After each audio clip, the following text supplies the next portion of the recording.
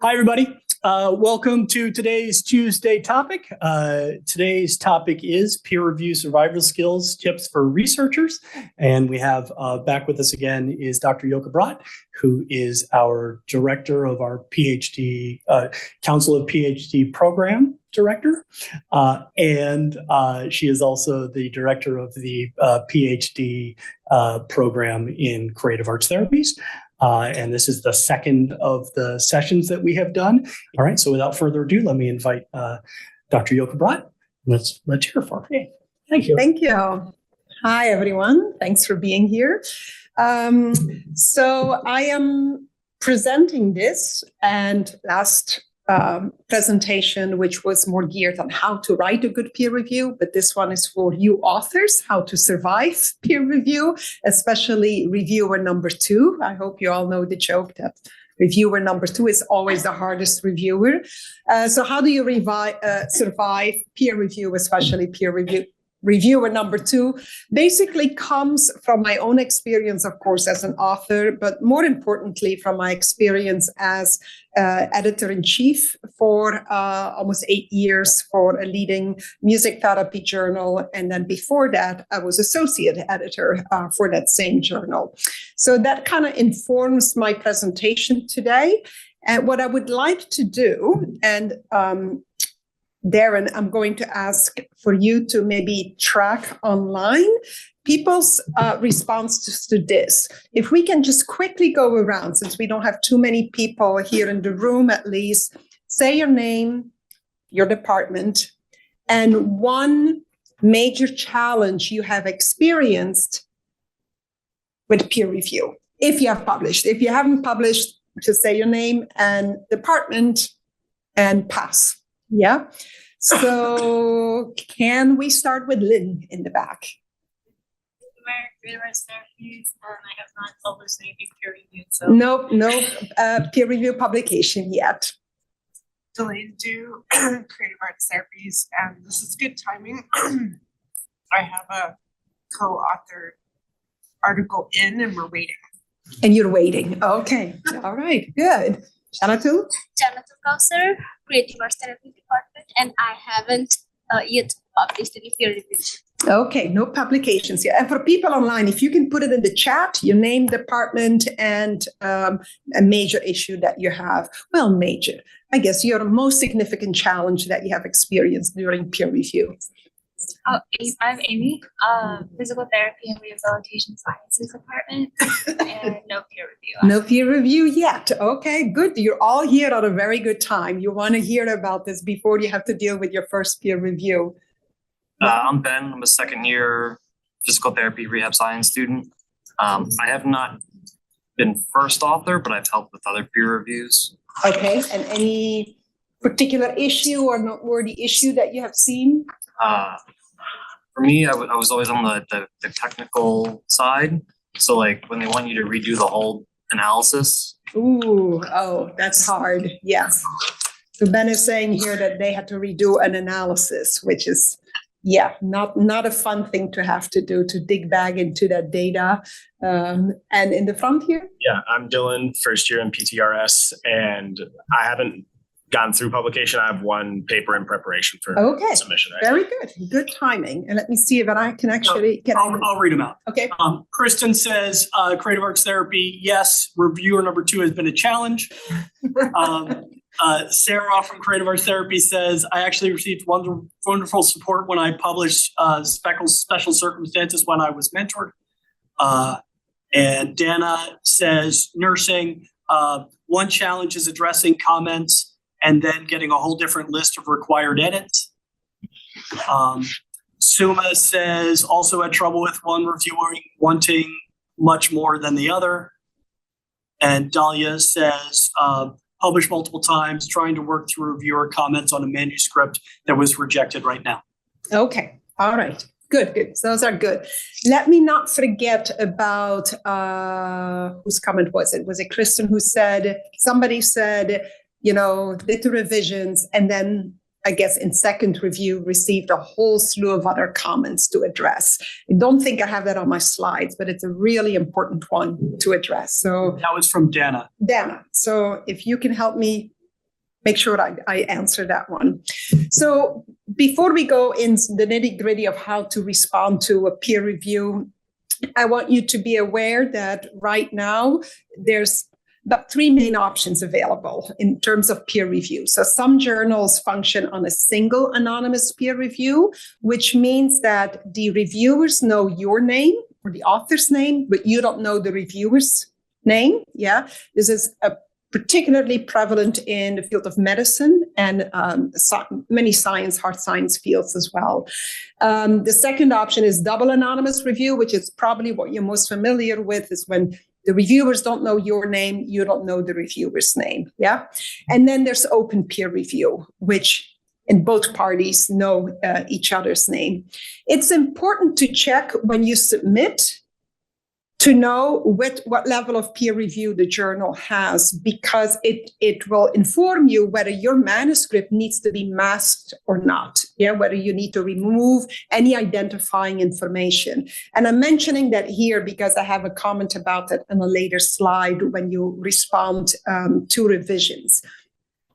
If it's an open peer review where you know the reviewer's identity, typically, you don't know that right away. Typically, you will know that once your manuscript is accepted, or sometimes when it's in minor revision. So when it doesn't need to go back to the peer reviewers.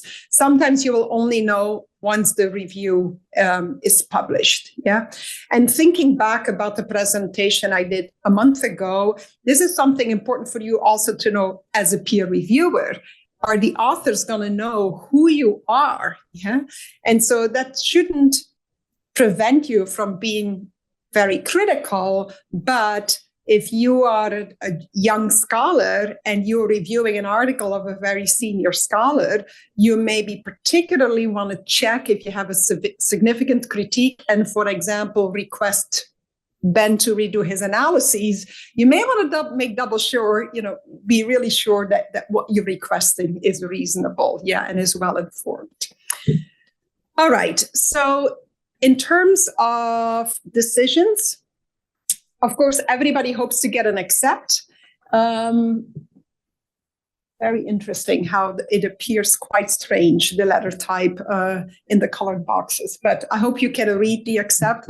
So of course, everybody hopes to get an accept. Please know that almost never happens the very first time. Yeah, I mean, with any manuscript, at the very least, you'll get minor revisions back. There's always going to be some things, yeah. In my whole career of publishing, and I've published a lot, I've only gotten one straight accept where they asked and still for a little grammatical correction. But that's the only time that has happened to me.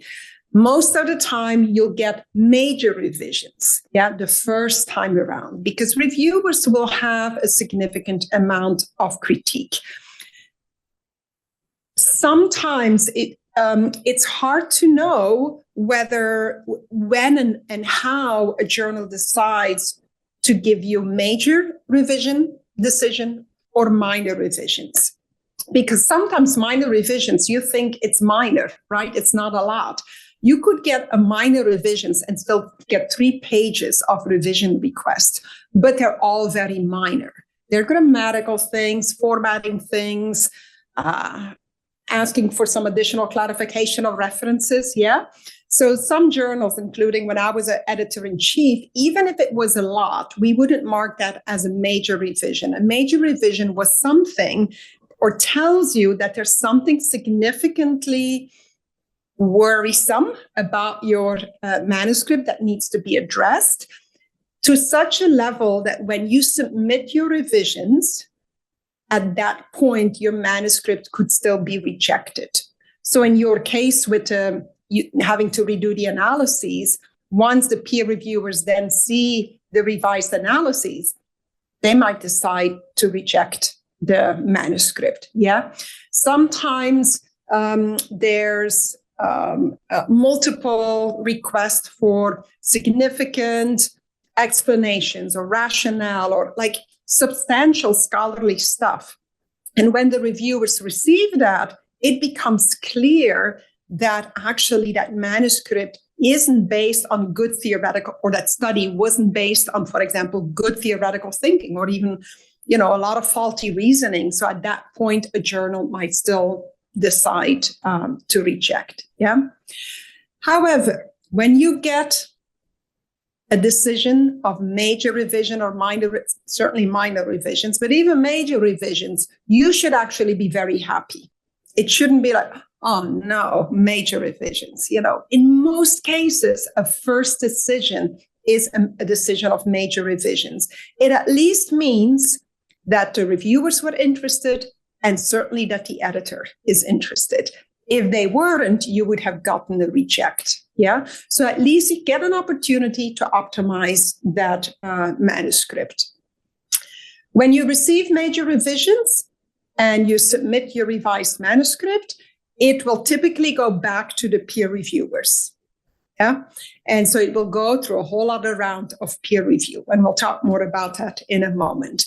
When you get a decision of minor revisions, some journals will not send that back to peer reviewers because they don't want to unnecessarily burden peer reviewers, especially since COVID. It has gotten very, very difficult to get peer reviewers to agree to peer review. Yeah. So the minor revisions might just be handled by an associate editor. Yeah. And then sometimes when the associate editor isn't sure whether you sufficiently addressed a minor revision comment, they might reach out to that one reviewer who posted or who submitted that particular critique. Yeah. So once you get minor revisions, the the manuscript typically moves faster along the whole review process from submission to acceptance. And then, of course, the final decision is reject, which none of us want to get, right? And so, but there's different levels of reject. You could get an immediate reject from the journal, which you might get within a few days or a week. And that's typically the editor deciding this manuscript is of no interest to a journal. Maybe it doesn't meet the mission. Maybe they took a quick look and the quality is so poor that they don't even want to burden a peer reviewer. But very often it's also a matter of making very difficult decisions, especially a higher level journal gets a lot of submissions, yet they only have so much room to publish. And so you might get, let's say you did a feasibility study and you submitted this, and it's a really good study with really exciting results, but you might get a response, something like, this is a great manuscript, great study. Unfortunately, because of the volume of submissions we receive, we really very rarely publish feasibility studies, or we no longer publish feasibility studies, and we only publish, full randomized controlled trials or other full-size qualitative studies. So it's always a good idea to look at, of course, the mission of the journal that you submit to, but also go look at their last few years of publication, look at their table of content. If you have, for example, a small study, a pilot study, a feasibility study, do they even seem to be publishing that? If you don't see any published, contact the editorial office first and ask them, do you still consider feasibility studies? Don't go look 5 years, 6 years back, because policies change all the time within journals. So it's a really good idea to check that. Some journals will have an option for reject and resubmit. That is almost the same as like a major revision. So you get a second chance. However, it will be treated when you resubmit it as an entirely new manuscript. Yeah, so it won't typically go out to the same reviewers. You have to start basically all over. Yeah, but it is an opportunity for you. And then you need to decide, do I want to pursue that with this journal, or would I be better off submitting it elsewhere? Typically, you get some explanation for the reject and resubmit. Sometimes you get, hopefully you get peer review, but when peer reviewers don't feel very positive about your manuscript and are planning to reject it, you typically don't get as many detailed comments than you would get with a decision of major revision. Yeah, so sometimes it's a little hard to know what to do with that reject and resubmit.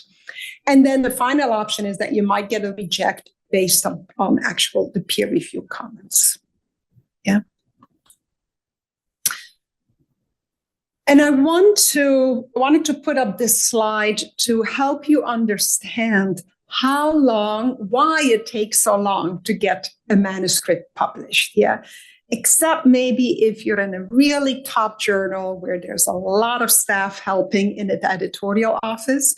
Still, since COVID-19, the peer review process has slowed down significantly. And even in major medical journals, authors are complaining about the long time that they have to wait. I just submitted to a real major journal and I got immediately, thank you for your submission. Reviewers are asked to submit their comments within 2 weeks. However, please know that we have been experiencing some difficulty with that. And so even some major medical journals are experiencing some issues. But so this is a figure from an editorial from the prior editor-in-chief in the Nordic Journal. And for a while, we were co-editor-in-chief.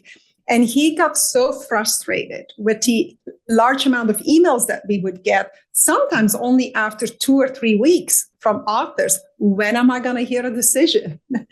And he wrote an editorial about it. And it's called 7 Steps to Author's Heaven, or Why Does It Take So Long for My Manuscript to Be Reviewed? And in that editorial, he explains the whole process, right? And so what's important for you also to know as an author is that once you submit, it first goes to a managing editor who kind of checks for just the technical things. Are all your figures uploaded, your tables? Did you include an ethics statement? If they require certain checklists to be completed, like the consort or the trend checklist, did you actually upload it? So they look for those things. And so you might get already a first kickback at that level. If you are not meeting the requirements, you'll pretty typically get quickly, sometimes within a week, an email back saying, your manuscript cannot move forward at this time because these items are missing. Yeah. Please, those are typically easy things to address, so do it right away. Yeah. Don't wait too long. You resubmit. Okay, now it meets their requirements. Then it goes to the editor or associate editor. They typically take a quick look at it. They won't read it in great detail because you imagine lots of manuscripts coming in, but they do take a look at it before they send it out to peer review. And like I said before, they might just reject it right there and then, or hopefully send it to peer review. And then here is where the slow down happens. One, as an associate editor, you have to find willing peer reviewers. And we're getting more and more people who say, nope, sorry, I don't have time. And it can take sometimes 2, 3, 4 weeks before we find 2 or 3 willing reviewers, depending on what the journal requires. So that's already a significant delay. Then you have to account the period that they get to do the peer review. For some journals, it's 2 weeks. For others, it's 4 weeks. Then that peer review or those peer reviews come back to the desk of the associate editor. They don't all come in on time. There's always a reviewer, might be reviewer number 2, who finds it necessary to submit their review 2 weeks late. Yeah. So now you might be looking at 4 to 6 weeks of peer review.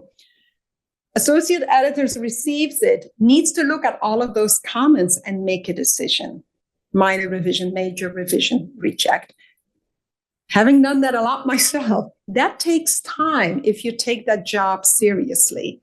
Sometimes, unfortunately, what happens is that an editor might look at the peer review, they all say major revisions, and whoops, decision goes out, major revisions.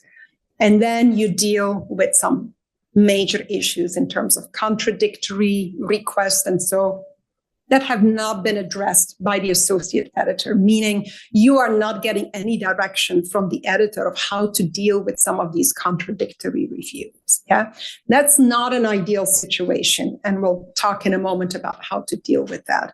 Hopefully the associate editor or editor does a better job than that, looks at the reviews and might say, okay, overall reviews were very positive about the promise of this study. However, there were some major critiques.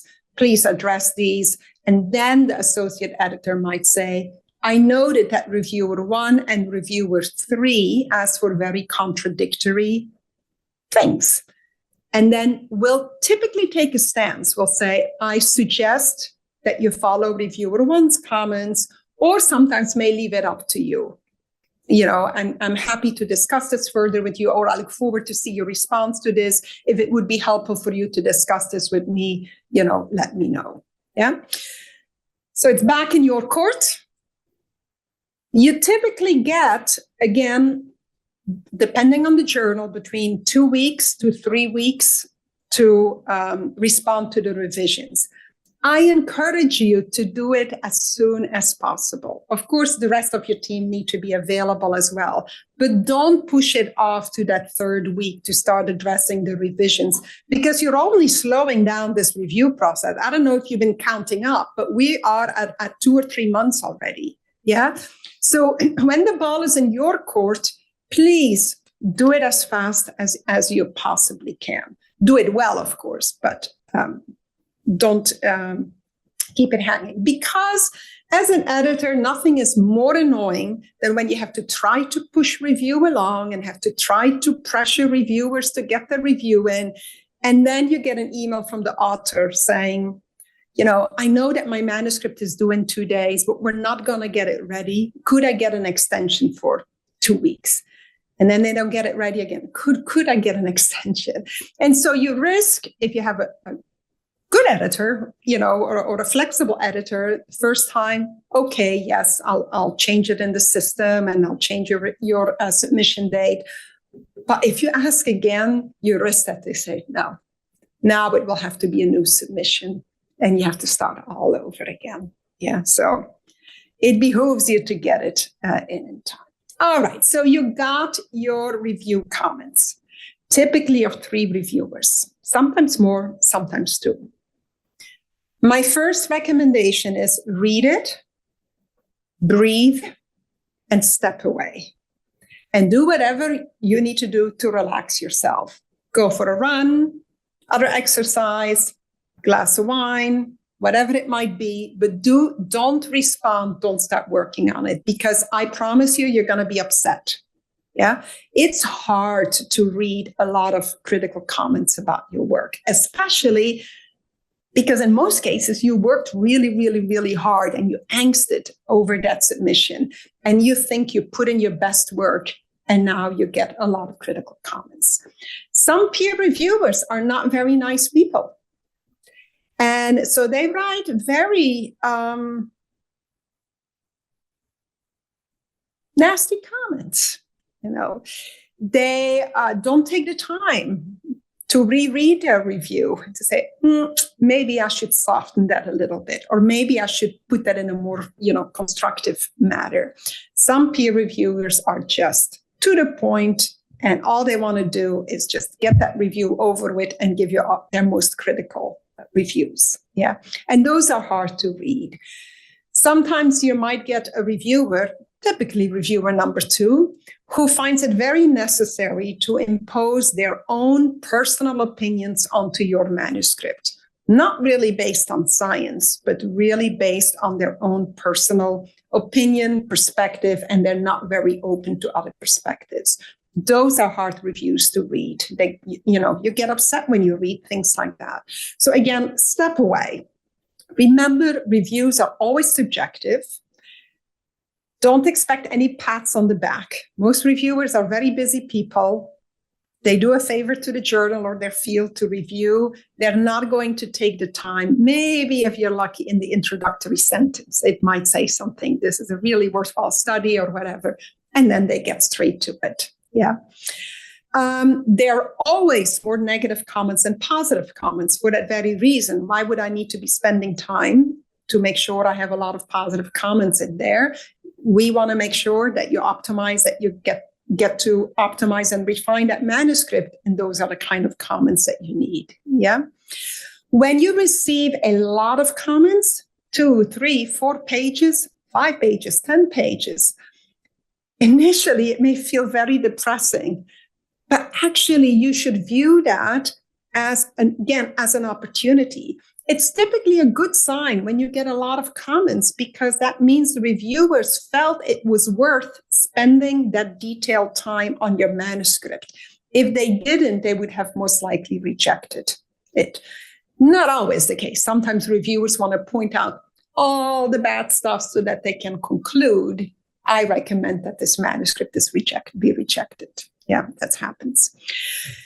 Know that some comments might be problematic, biased, and prejudiced. And we'll talk about that in a moment.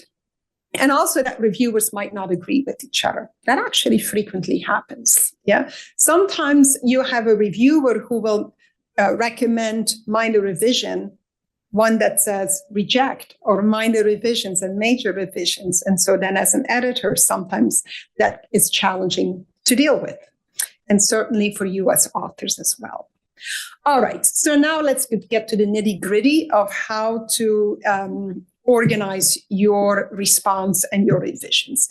My first recommendation is I typically print out the reviews so I can put the pages of the different reviews, and I separate them, reviewer 1, reviewer 2, reviewer 3. Or if you have 3 computer screens, you can do it like that as well. But I separate them out. And then I look and which ones are overlapping, right? So you read reviewer number 1, you see 2 or 3 similar comments by reviewer number 2, make sure you group those. Yeah, so I typically start with my reviewer number 1 screen or printout, and then I will mark what other comments by reviewer 2 or reviewer 3 are similar, because you will address those at the same time. It's just much more time efficient to do it that way. Then I identify any contradictory comments, yeah? And I put those in a separate bucket so that I know in the end when I go through all of the reviews, okay, is this something that I need to bring to my entire team? Very often, yes, when you get contradictory comments, or at least in your case, as students to your mentor or your supervisor, right? But sometimes you may need to, if you need to bring it back to your team, you need to count for that time. So I typically address the most challenging things first. So I know if this requires a team meeting, I can set up the time, the meeting and get my reviews done in time. But sometimes the reviews, the contradiction is so problematic, or it's so clear that one reviewer is very biased, that you may need to reach out to the editor actually to ask for some guidance. And I'll say more about that in a moment as well. So you have your reviews and organized, grouped by similar comments. And then I number the comments. If they're already numbered in your response letter, leave the numbers as is. So typically you might see reviewer number 1 and then 1, 2, 3, 4, 1. So then I will number those in my head in my response as R1 for reviewer number 1-1. That's comment number 1 that I'm responding to. Yeah.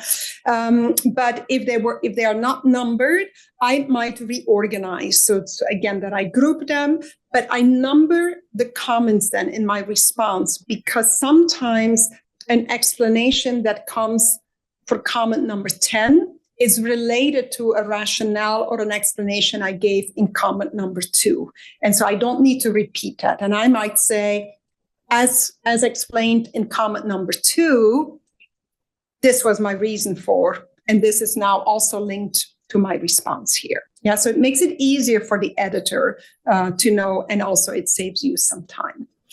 Make sure you offer a point-by-point response to the critiques. Do not write revise as requested. Do not write revise as requested, because that means that as an editor, when I look at your response letter, I now have to go look in the manuscript what that means. Now, of course, if it's revised, if it's a comment that says that you have a typo, right? Or you, misuse the word or use the wrong word throughout the manuscript, then you can say, okay, revise as requested. But for anything more substantial than that, write what your response is. Yeah. If you added a whole new sentence, put that new sentence in your response letter. Yeah, in your response. So you'll have, reviewer 1-1, you write a comment, leave the actual comment there, so I don't have to go fish what that might be. Leave that comment there, and then you write author response, and you write what your response is. You might first want to offer an explanation, why you revised the way you revised, and then you copy and paste your actual revision. Then you also note where in the manuscript you added that revision. That strategy will speed up the review for you. So as an editor, I am dealing with a lot of manuscripts at this manuscripts and revised manuscript and responses at the same time.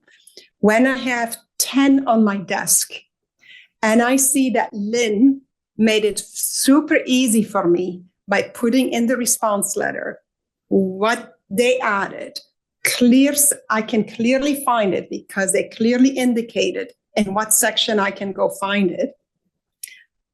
And then I have a response letter by Janatul, and Janatul says, revise as requested, revise as requested. Guess when I'm tired in the evening, which one I'm going to do first. Yeah.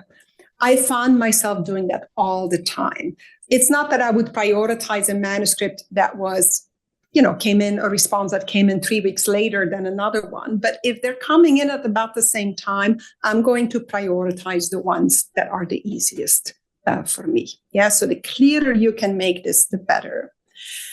Be careful in your responses that you maintain masking. So if it's a double anonymized review, make sure that you maintain masking. Happens all the time that in the response letters, authors give away their anonymity because they say something, well, in our prior study, and they put a reference, we were allowed to do this. So why are you not allowing us to do this, for example? And so now the reviewers know who you are, and this might now require, if the editor didn't catch that, your revision went out to the reviewers. Reviewer contact the editor. I know now who the author theme is. In some journals, that may mean that they're going to pull your manuscript from that review process and need to find new reviewers. Okay, so you definitely don't want that to happen. One thing though, when you add or make revisions and you indicate in your response letter where you did that, make sure to name actually the section. So for example, method section, participants, second paragraph, rather than page numbers, because you don't know if the reviewers are looking at your PDF. In most cases, yes, but sometimes when you upload a Word document, they can actually also see, especially a Word document with track changes. They might be looking at that, or they might be looking at your clean document. So it's much better to name the section. The same thing when reviewers ask for details that were actually provided in the manuscript, and you want to point it out, oh, we actually did provide that. Don't tell them on what page, write in what section those details were actually provided. Check what the journal requires in terms of your revisions. If some journals will require you to use track changes, other journals will prohibit track changes and will ask you to only use highlight or bold.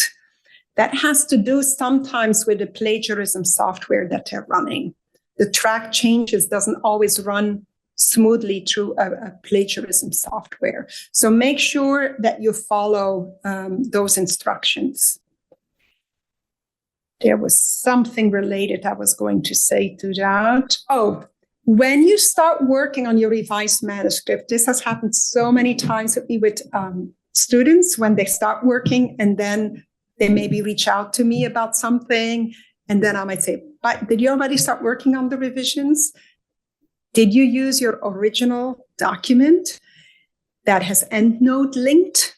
Yeah, so if you use a reference management software, don't work with the plain text version that you submitted. So typically when you submit a manuscript, you want to unlink your EndNote database so that an editor or reviewer or copy editor can make comments in your documents. If it's linked, it's not so easy for an editor to make comments in the reference list. So typically you unlink your EndNote database, but then when you start making revisions in that unlinked document, that becomes very problematic, because if you now need to add references or remove references, and EndNote is not there anymore to update your reference list.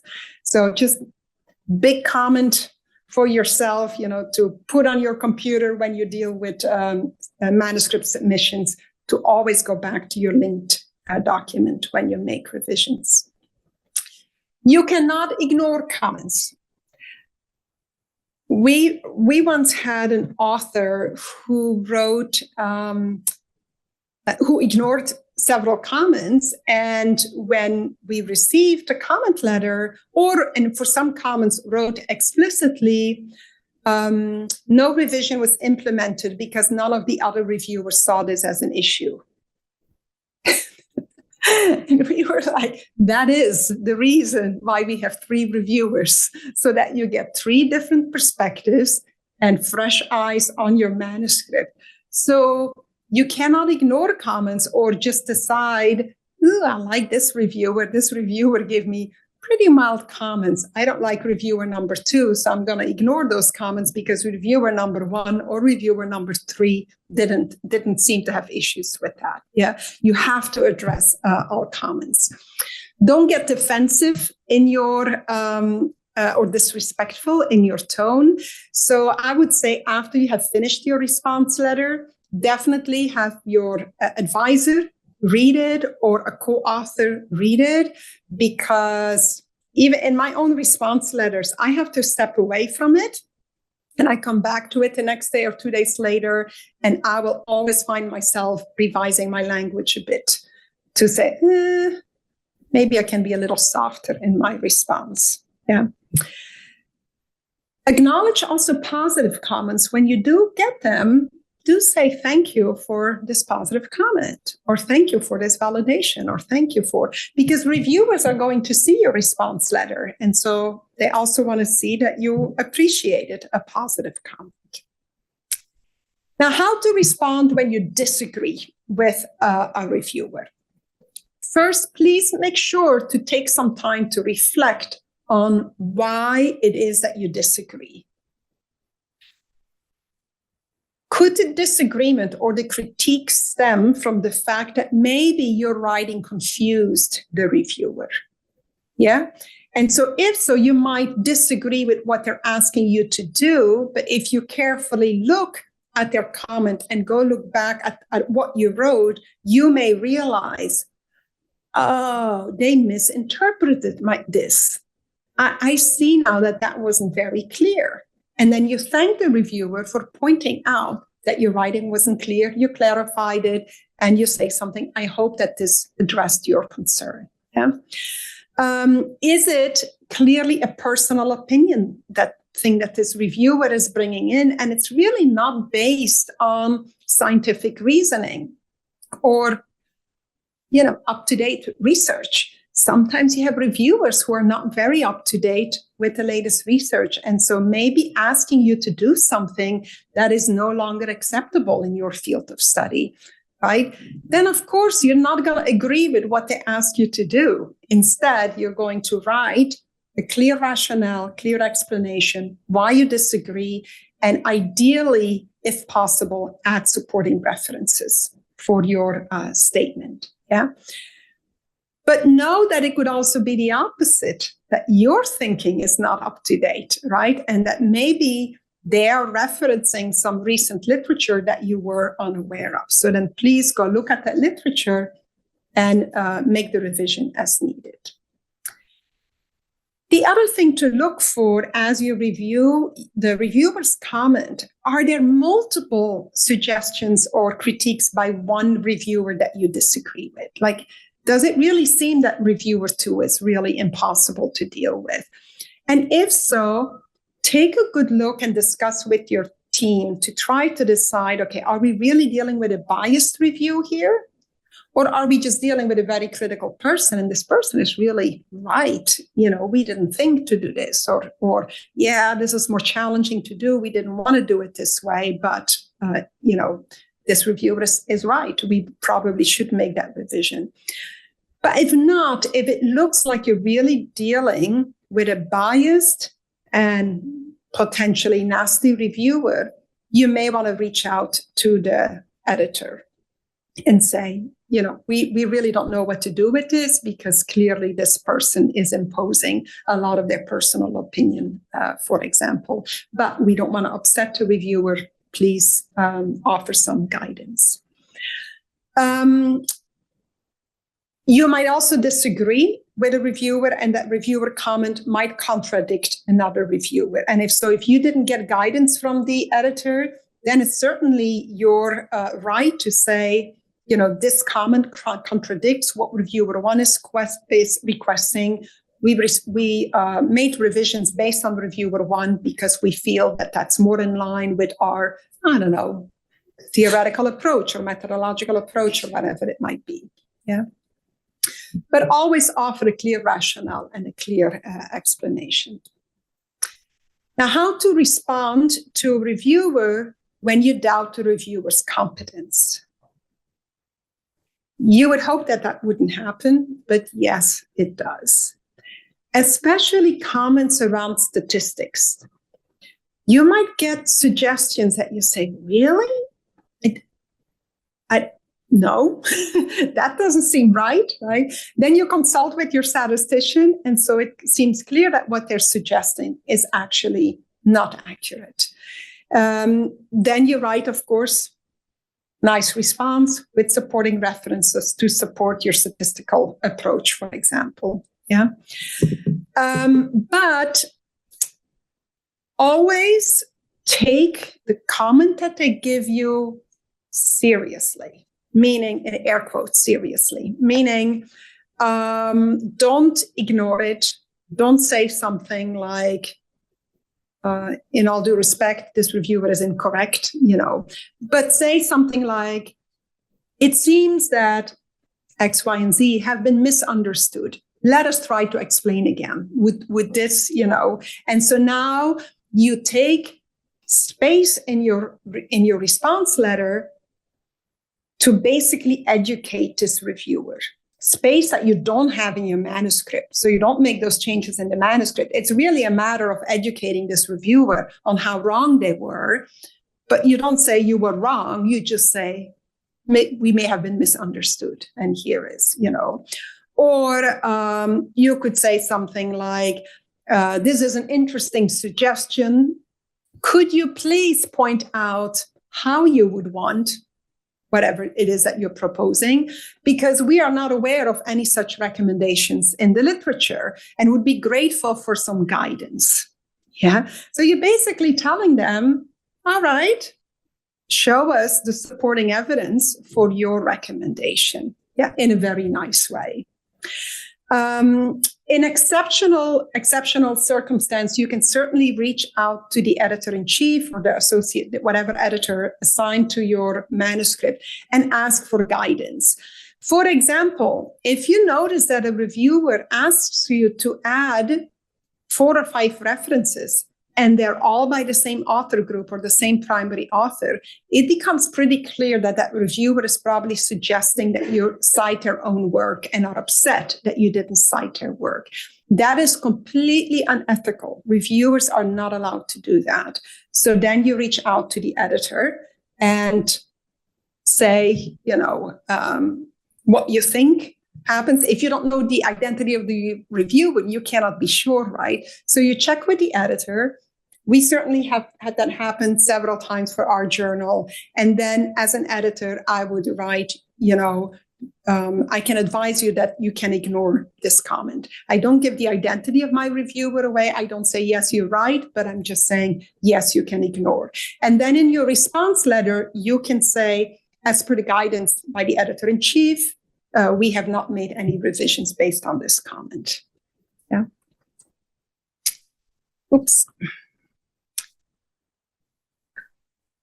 Then finally, how to respond to a rejection. Well, you don't respond to the journal, but you have to decide what to do now with this manuscript. So you'll typically resubmit, right, to another journal. Don't give up on all the work that you've done. Yeah, make the revisions and submit it elsewhere. You may need to submit it now to a lower tier journal. So maybe you try to shoot for the stars, and maybe that's too high, and you need to consider a journal with a lower impact factor. Make, of course, sure that you revise. Use the peer review comments that you received and revised. However, when revising, carefully consider the knowledge context or professional context in which you received the original critiques, because maybe that came from a medical journal and now you're going to try to resubmit it, let's say, to a social science journal. Yeah. So some of the critique that you may have gotten may not be relevant or may not be as desirable for a different type of journal that you're submitting to.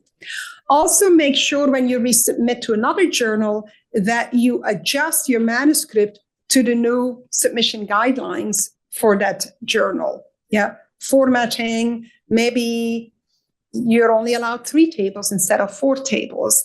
It's a dead giveaway if you submit a manuscript and it doesn't meet basic standards. That this was, as an editor, that typically means, okay, this was rejected somewhere else. They're resubmitting it in a haste here. They didn't even bother, adjusting and sometimes that might lead to a straight reject.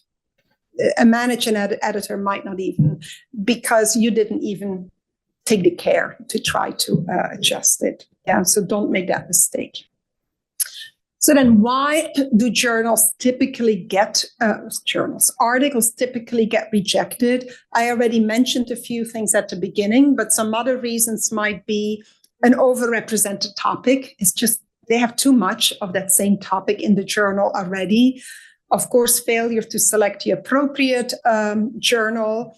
Maybe your article really doesn't address a research gap or an important enough research gap in the eyes of the editorial team. Maybe your arguments, facts, data are out of date. It could be too superficial, not scholarly enough, or too narrow, maybe not of interest. So for example, let's say you're submitting an intervention protocol, for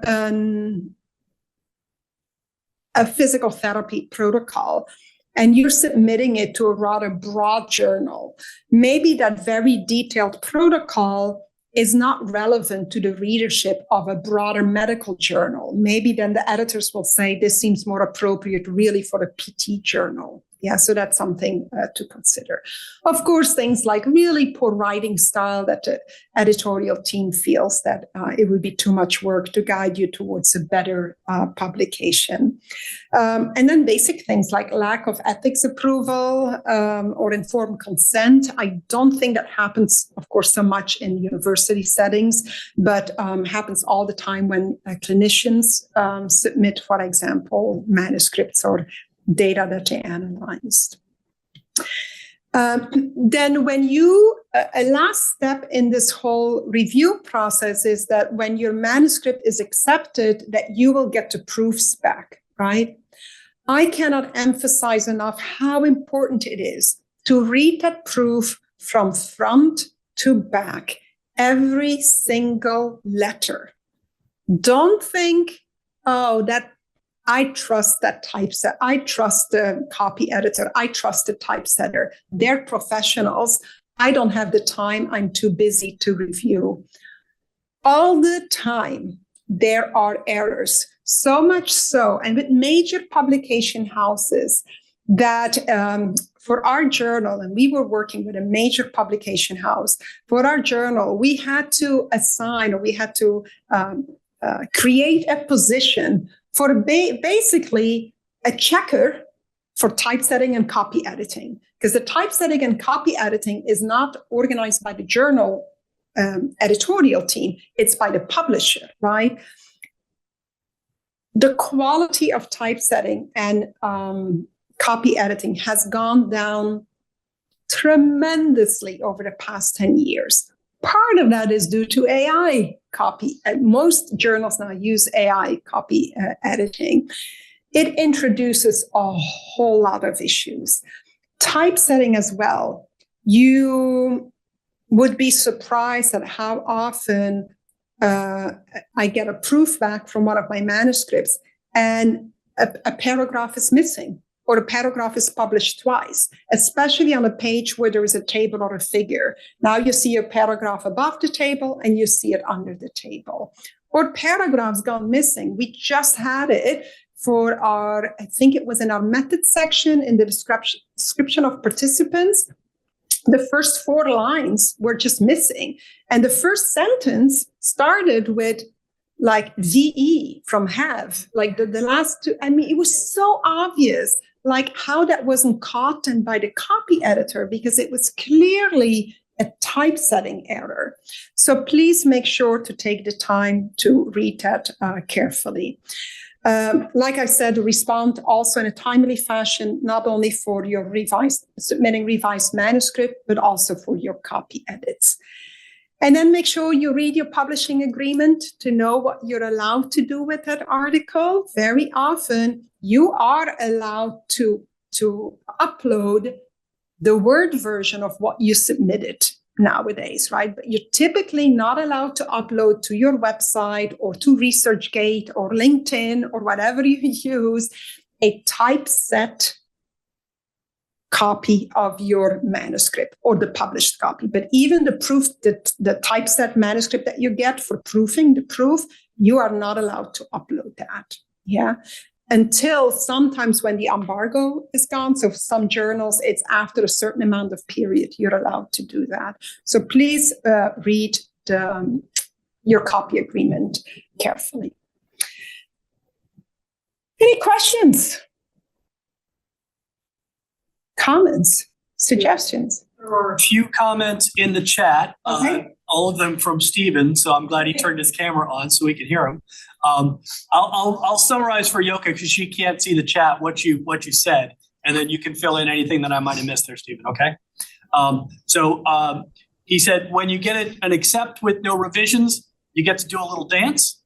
Yes, Good. Absolutely. Oh my goodness. Yes. He said a reject given relevance is good if given quickly, so you can move on without waiting for a review, which could be months. And then I'll let you elaborate on what you mean by the frustrating, as it says on webpage, looks to fit. Then he says timeline is brutal lately. Feel for those who are going up for promotion. And then his last comment is related to the comment on exposing identity. Technically, you don't put your CV, put on your CV the name of the journal that has your manuscript under review. In the event the reviewer sees this, Yes. what are the chances? Depends on the size of the community of investigators. Compare astrophysics versus any of the health professions. Yes, I have often told students when I review CVs, when they apply for a job and I see that very thing, Steve, I will tell them to remove it. Now it depends when you are submitting for promotion or for tenure within your own university. I mean, even then for tenure or promotion, it goes to external reviewers. You would actually need to be careful. But let's say it's your midpoint review that gets only reviewed internally. You want to show how many manuscripts you have in progress as well or under review. There, I would say, okay, you can do it. But the moment it goes to somebody external, you want to be very careful with that, especially in a small community. And I see several here in Creative Arts Therapies. In our small communities, I mean, we all know each other. Yeah. So that makes it challenging. You had a comment that Darren said. Can you elaborate? Stephen, can you elaborate on that one comment? Sure. I can't recognize all of the names, but it appears, Jokey, that a lot of students, I recognize Dr. Kemery. Great presentation, these last two. So glad that these are audio tape, videotape, Jokey, because these are really good, especially for students. But the frustration is you read the journal the fit and what is relevant and what's the mission, and then you send something in and it comes back and it says, not related to the mission. You're saying, well, wait a minute. But I think you answered it in terms of they could have just published a lot in that area, things like that. So that was the one comment. Never get too concerned. Just move on. I think that's good. The one thing that is, again, so much of this you covered that is frustrating is when you get a blanket reviewer say, the references are dated. I'm not going to even name the discipline where this is common, but they give no suggestions as to, what would be more current. As a reviewer, I will give, some suggestions, not a lot, but it's kind of frustrating when it's just this blanket there. And then related to that is I went back and forth with an editor a couple times and said, look, this is a theoretical, this is the intellectual capital of these people. And whether you like that decade or not, if you have a better one, I'm open to it. So you if you do that delicately, it can work. Does that make sense, Jokey? Yeah, and I think that last one actually happens quite often, that reviewers, they just look at your reference list. They see a lot from before 2005 or 2010, and they will say, your reference list is dated. And if you know that there really hasn't been much recent publications, then you just put that in your response and said, based on this comment, we ran another search, nothing showed up. These are seminal works. This is, the research seems to have slowed down a lot since 2010 in this area. And if the reviewer has any specific suggestions for references, we would love to receive them. So, throw it back in the reviewer's lap. Don't be lazy, right? If you were lazy, not updating your references, and they say, make that statement, do a quick search, but it doesn't need to take long to do, a search in Medline or a Google Scholar and see whether there's still something new or not. Other comments? There are no other comments in the chat. Sarah, did you have something you wanted to add? No, just turn your camera on to say hi. Well, thank you. I'll say one, I'll send you away with an answer to Steve's frustration with getting a response. Your manuscript does not meet the mission of this journal. Most manuscripts ask you, sometimes it's optional, but some require you to upload a cover letter, right? And in that cover letter, some journals will explicitly say, please state how your manuscript relates to our mission. Take that instruction very seriously. If the cover letter is optional, still do that. And I do that as a preemptive action so that they cannot throw something back with a very easy, because it's almost like a template thing that you get when they're overwhelmed and they only want to accept large randomized controlled trials, right? And they say, oh, your manuscript didn't meet the mission.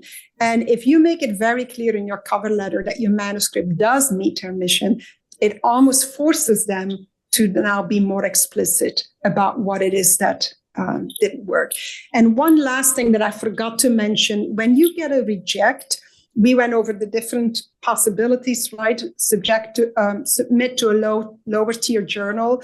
Many journals now will also give you the option to transfer your manuscript to a sister journal within, like, let's say you submit to the Lancet. Well, the Lancet has lots of sister journals, or, other major journals have lots of sister journals, Frontiers, so many other possibilities.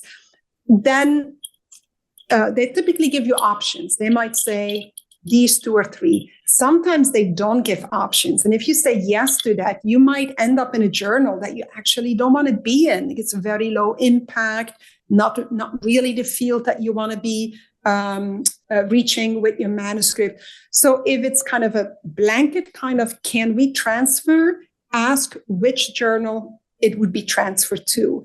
If they give you options, go look at those options. If any of those look good, take it, because you won't have to start from scratch. You won't have to upload everything again. So it will get immediately transferred to that journal. But carefully look at whether you are going to end up in a journal that you're going to be happy with. Yeah. In most cases, I have said no to that, actually. I want to be in control over where my manuscript eventually gets published. Mm-hmm. Yeah. That's it. Thank you all. Jokey, one comment, tying in a comment you made last time. This is from a reviewer practice perspective from the first session that you did. When I review, I actually will put a reference of my own in there, but I would put it because you said it was a conflict. That's not good practice, but I would let the editor know that I did that and let the editor decide whether the editor wants to pitch it or not. But my rationale is, well, wait a minute. If you're expert enough to review, then you had to have said something about the area. Yeah. Yeah, I typically recommend when we do training for peer reviewers, I will recommend that, let's say you do really have a seminal work and it should be recognized, put it amid some other references. So never put just your reference, but say right. Okay. Here are 3 references that I think I would still do the practice that you're saying and let the editor-in-chief know. I added this. Please feel free to remove it if you feel it's not appropriate. Yeah. It's sometimes we joke as we once had a manuscript come in and one of our associate editors was like, the leading scholar in the particular topic. None of her research was referenced. And we all joke like, wow, that's crazy. Let's hope one of the peer reviewers picks up on this. We certainly couldn't suggest. And of all 3 peer reviewers were like, how come these leading research studies have not been mentioned? But yeah, it's a tricky situation for sure. Good. Yeah. All right. All right. Thank you all. Thank you, Yoka. Thanks, everybody. Bye-bye. See you next time on Tuesday Topics.